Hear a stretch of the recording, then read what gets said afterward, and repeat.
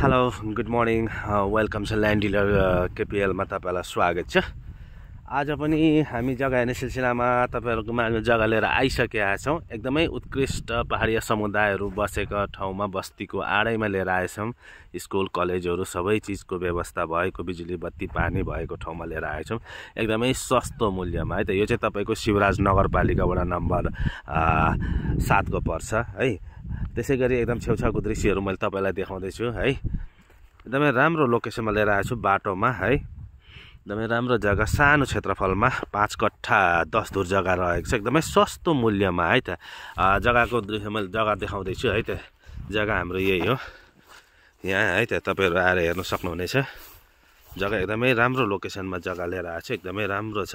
यति बेला तोरी छरिसकेका छन् है। यो चाहिँ तपाईँलाई सर्वप्रथम मैले लोकेसनको कुरा गर्नु गएँ, शिवराज नगरपालिका महेन्द्र राजमार्ग हाइवेदेखि मात्र 5-6 किलोमिटरको दूरीमा रहेको जग्गा शिवराज नगरपालिका को जग्गा रहेको छ यो चाहिँ है। एकदमै सस्तो मूल्यमा। यदि हजुरहरूले इच्छुक गर्नुहुन्छ भने डिस्क्रिप्सनमा नम्बर राखिदिएको छु, सिधै तपाईँले जग्गाधनीसँग सम्पर्क गर्न सक्नुहुनेछ है त। त्यसै गरी यसको मूल्यतर्फ पनि मैले जानकारी गराउन गएँ तपाईँलाई है त। यो जग्गाको चाहिँ तपाईँको एकदमै सस्तो मूल्य भन्नुभएको छ। तपाईँले नम्बर पनि उहाँसँग मैले डिस्क्रिप्सनमा राखिदिएको छु, त्यसैले तपाईँले त्यो नम्बरमा सिधै कल गरेर फोन गर्न सक्नुहुनेछ।